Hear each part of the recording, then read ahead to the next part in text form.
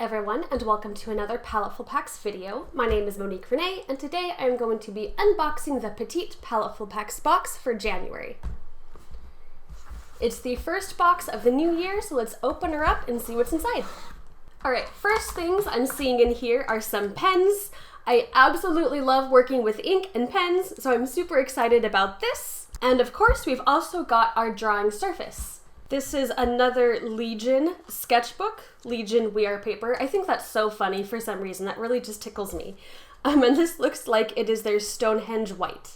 All right, it looks like we've got a bunch of different pens. So I'm going to switch over to our little info card and see what these are all about. So the first thing on this list is the Stonehenge paper pad. It is a 5x7 size. It says Stonehenge is a 100% cotton rag, acid-free, heavyweight paper that's machine made in the USA.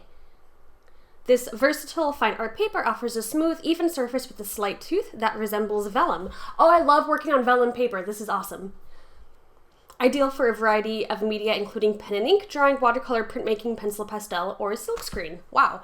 So it seems like this guy is very diverse. It does have a nice texture to it. I really enjoy that. So I'm hoping that this will hold up really well against the inks. So cool. Very exciting. Next up, we've got the Pentel Micro Brush Sign pens in black, blue, and gray. These say, like your favorite paintbrush, these microfibers have excellent spring and snap. Ooh, wow. That is a delicate little brush. Ooh. The micro brush tip is ideal for drawing, detailing, lettering, and journaling. They're excellent on their own, but the water-based dye ink also allows you to create washes with a wet brush. Ooh, exciting! Okay, so these are water-based inks, so that means that you can use water brushes or even just water in a paintbrush to create some washes with them, or you can use them on their own to just do really fine detailing work or ink work. So these are really fun. I'm very excited about these. The tip is insanely delicate and fine, which I absolutely love. I love working with fine tips. So those are awesome. I'm so excited to use these. Let's move on to the next brush, which I believe is this guy. Ooh, he has more of like that kind of tip. Less like a brush and more like a traditional pen. This is the regular brush sign pen. It says the brush tip is great for a variety of techniques, including feathering, cross-hatching, calligraphy, detailed line work, and outlining. Brush tip wipes clean with a paper towel and will not dry out if left uncapped. Oh, that's interesting. So this guy is a little bit thicker, which would be good for if I want to add some bolder line work because these guys were so tiny. So that's awesome that I've got some variety here. And the last guy is a Faber-Castell Pitt Artist pen. I've actually used these pens quite often. They were the first like real art pens that I've ever tried that weren't like a ballpoint pen. So these are pretty good, pretty nice little throwback for me. And it says, ink drawings have a very long history among artists. Their expressive power, covering properties, resistance to aging, as well as the possibility of combining them with many other painting techniques, have always made this medium interesting for artists and graphic designers. Faber-Castell has brought together all the advantages of drawing in India ink in a modern and uncomplicated disposable pen, the Pitt Artist pen. The pen's pigmented India ink is both acid-free and archival and offers unsurpassed light fastness. Perfect for sketches, journals, cartoon, and fine ink drawing.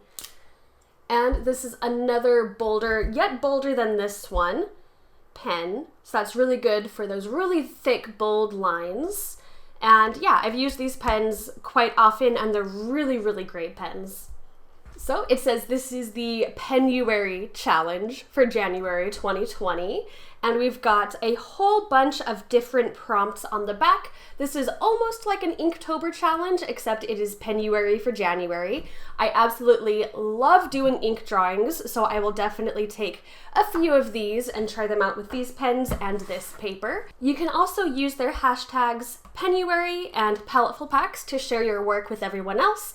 I know I will be posting my drawings on this hashtag, so if you would like to join us, please definitely do so. I'd love to see your guys' work. It's my favorite part of doing these kind of videos. So now I've got this, I'm going to test out these supplies and let's make some art. Alright, so the very first thing I did was of course try out the different pens and the different line widthness that I could get with these pens on the paper that I was given. The Pitt pen worked pretty much as expected. It is a really solid, nice pen. The sign pen was actually my favorite in this box, which kind of surprised me. But this pen, I found it was really easy to control, and that is something that I struggle with a lot with brush pens, is I find them harder to control than like a regular nib pen. But the regular brush sign pen, also by Pentel, I found was just really easy to work with, and that is the pen that you can see me using right here. I did end up using this for the majority of the piece because I could just control my lines a lot easier with it. However, I did use the other pens in the piece as well. So it is the 13th as I am drawing this, and if we look over to our prompt list that we have for Pennyweary, the prompt for the 13th is castle. So I decided that I wanted to draw a queen relaxing in her castle and enjoying a cup of tea. I really wanted to see what kind of details I could get with these pens, and I love adding tiny little details and line work with pens, so this was just a lot of fun to work on, and I had a great time using these pens too. So you can see here is where I brought out the micro brush pens by Pentel, and this pen was awesome. I could get such tiny little delicate lines, and it was fun. I also found that it was easier to control than a lot of other brush pens I've used, even brush pens by Pentel. I'm not the biggest fan of brush pens because I kind of find them, like I mentioned before, hard to control, but I think it might have been because this pen was so delicate and I had to use such a delicate hand to use it that I found it, at least, a lot easier to work with. The ink quality in these pens were absolutely gorgeous. Like, they all use India black ink except for the gray and the blue pens, but the ink itself was really gorgeous. Really beautiful, beautiful black inks. I was also really surprised, and I'll touch more on this a little bit later in the video, but these pens, the Pentel Micro Brush pens, were super, super, super reactive with water. And I didn't expect them to be so reactive, but they were almost similar to like a watercolor brush pen. That's how reactive they were. So what I did for this piece, I started off with a sketch, of course. And then right from there, I went in with the pens on top. Like I mentioned, I used the regular brush pen for most of it. That's where I did the lines of the face, most of the outfit, and some of the edges of things.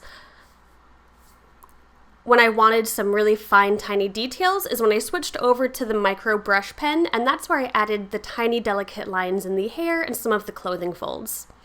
Now, one thing about using pens and doing pen work is that it's really easy for things to get lost in the overall piece. For example, some details and some objects that you might want to differentiate from each other, if you use the same pen or the same line thickness for the entire piece, it's easy for the eye to get lost in all of the line work. So something that I like to do, and something that brush pens make really easy, is to create those varying line thicknesses within the piece. So for example, you can see in the hair, I have like really delicate, tiny, tiny lines, but on the edges of hair, or where I want to differentiate a chunk of hair from another chunk of hair, I will have bolder, thicker lines, and the bolder lines kind of jump out at the viewer more, and then once the viewer looks on that certain part of the piece, they can then notice the tinier details in between. This is very important if you like to work with a lot of details like I do, because if you have all these tiny itty-bitty details and everything looks the same, then it's almost impossible to differentiate those details from each other. That's why brush pens are such a great tool, is because you can get those varying line thicknesses without needing a whole bunch of different pens. You can control the line thicknesses by how heavy-handed you are with the pen. So for example, if you want a tiny delicate line that slowly morphs into a thicker line, you can do so by starting off the line with a really light hand and then slowly increase the pressure as you go within the line. This does take a lot of getting used to, especially if you're used to using regular pens with regular nibs, but it's definitely worth it, and I personally think it's a lot of fun. Now, I could also get varying line thicknesses with the regular sign pen as well, which I thought was really awesome. This pen actually surprised me because I was able to get a wider variety of lines than I originally thought. Especially tiny lines. Like, I was really able to get delicate lines with this pen that I wasn't expecting because the nib looked thicker than it actually was. And then of course we have the regular Faber-Castell Pitt pen, which is something more people are probably more used to, and that is just a solid pen with a regular nib. And this is great for when you want just a solid continuous line that doesn't change in any line thickness. And that's great for defining edges. For example, I used it for the curtain and for like the edge of the figure and the edge of her clothing, and that just made it easier for her to pop out from that background.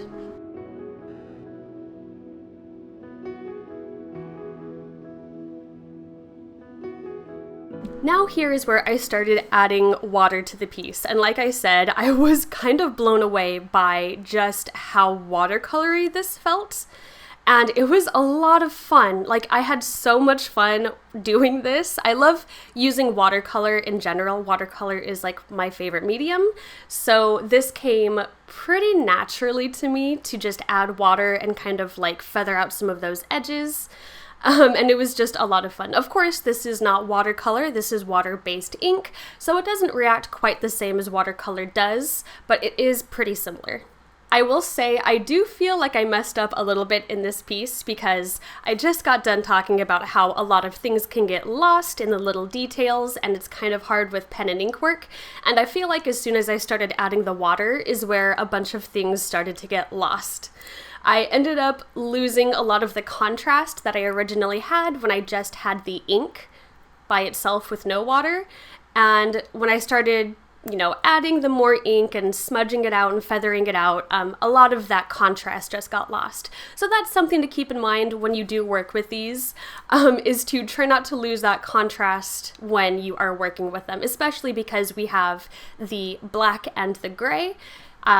Maybe if I had other colors, it might be a little bit easier, or if I only wanted to feather certain parts. Like, I think it would look nice with maybe just the hair with the water added, or maybe just the background, but I kind of did the whole thing, one, because I was having fun, and two, I just kind of got, lost in the process and wasn't looking at the overall piece as a whole. So that's just something to keep in mind with when you do work with inks or any kind of like water-based medium, is that contrast can often get lost pretty easily. I am still overall very happy with this piece, and I'm very happy that I have some new pens to play with. These are so much fun. I especially love these for sketching. I love sketching in pen, and if you haven't sketched in pen before, I highly recommend it. But that's a topic for another time. These are definitely going into my arsenal of pen supplies, which I have a ton of, but I'm always happy to get more, and I'm especially happy to test these out with different watercolor techniques and different water ink techniques. So yeah, these are super, super fun to work with. Another great box from Paletteful packs. And while I will not be participating in the entire month of Pennyweary, I am looking forward to doing as much as I can, and of course posting all of my Pennyweary doodles onto social media too.